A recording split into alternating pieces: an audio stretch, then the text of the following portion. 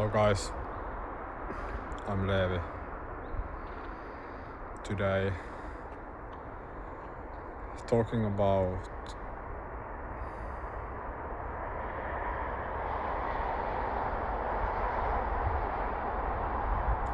frequencies and collective consciousness, individual consciousness and self-expression. We all, not everybody, but many people see the news about different kinds of topics that are negative, such as wars and you name it. So how many of us feel that it's we who are creating these things, or are we just a part in someone else's story? But if we are not the story, why don't we create our own story? Why we keep playing a part in a story that's not our own is a question I think is really important to ask, because ultimately it comes down to self-leadership and paving a new pathway where you are a king with other kings. This doesn't look like slavery or subordination where you are under somebody, but the fact that human beings simply can be evolved enough that they don't need to be living in a system like this. And there is a very simple strategy how to get there. It's of spiritual nature and connecting physical and spiritual. If we think about, just came to my mind, Jesus and what he did and where his pathway ultimately failed. So he was relatively or pretty spiritually advanced being, and he gained followers. He understood energy to a very high degree. But what he didn't perhaps understand at the time was the power of many and the collective side of the things. Meaning, in modern age anybody can become Instagram guru, but what good that does to society? It's so small. But if you organize people with same frequency and same kind of unity, and you expand this beyond people themselves, you start to understand that everything is a frequency, and extraterrestrial species operate mainly through frequency, and thus many things about this world, all of its hidden symbolism, all the different archetypes, they open up much more because we don't treat reality anymore as a solid, immovable object in a linear time space. Instead, we ourselves can become like the aliens and have contact with them and introduce them part of our society, and thus also we can transcend all the things that are seen in the news that are negative. So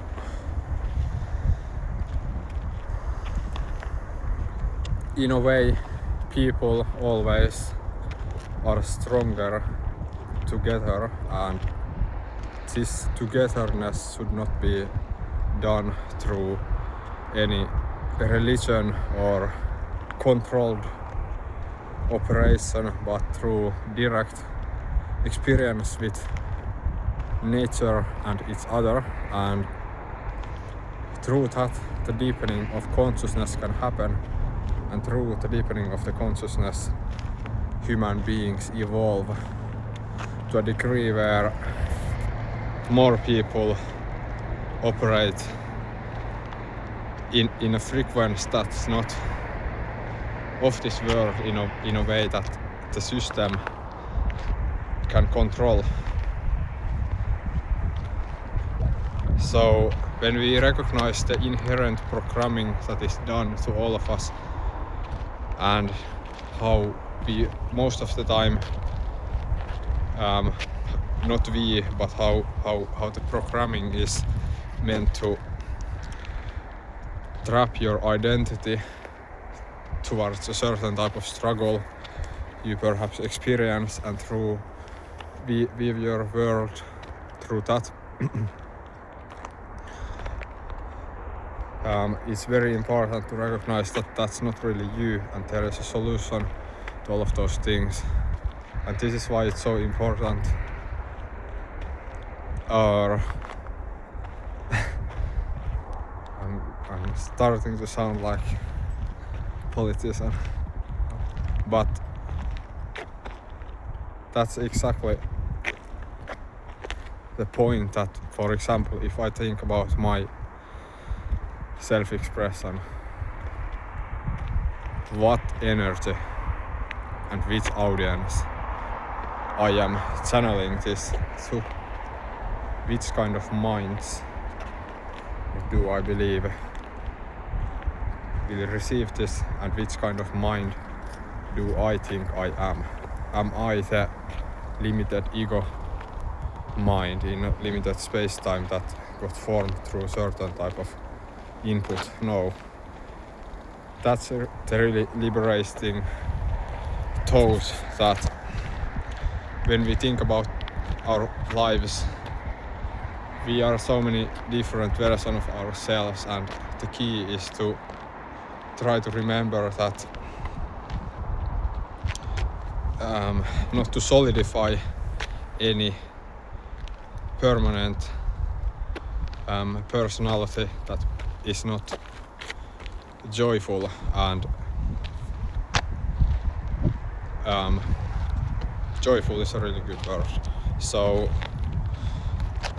we oftentimes struggle because we like struggling, because the system has taught us through school, through everything, that struggling equals progress. But if you look at the world, how much fucking struggle, but so little consciousness. So of course there is a time and place for action, but the consciousness we all embody as human beings, we all can try to guess what is going in the other's head through the social programming. We all can try to imitate what it's like to be that person, but we are all then operating in the limited human construct what we have so and so learned. But that's, we all know, at least people who tap into this kind of deeper part of the mind, that that's not really who we are, and that's really the expansive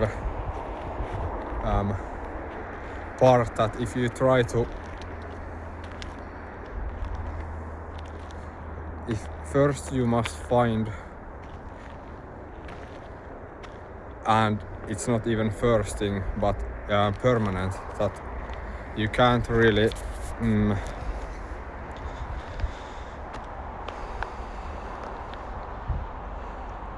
connect on a soul level through that human contract. And sometimes, you know, we find other spiritual people, or sometimes we ourselves are so plugged in the matrix because we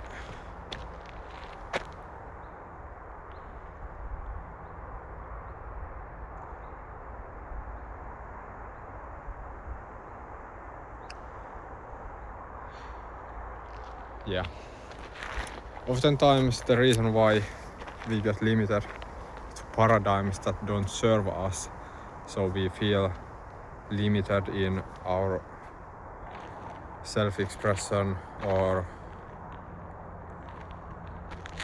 something. It's not because we are doing anything wrong, it's just that we perhaps are searching for even deeper connection with something, and to have deeper connection you must leave silence and space sometimes, like I just did, and that can feel scary. But you know, human collective, when we look at the type of presidents we have in different countries, even with a basic psychological knowledge, psychological analysis of the personality of such persons and their state of mind, we can quite accurately see through the human experience their individual sides, and I think everybody agrees that it's not something exactly desirable or advanced, and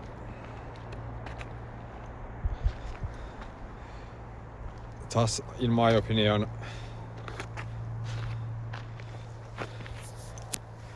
it's not a good frequency. We all have to be really understanding of the frequency, because it really dictates almost everything. It's not that you are born bad. No, it's just you got carried away with a program you subconsciously actually resisted, but you believed was necessary.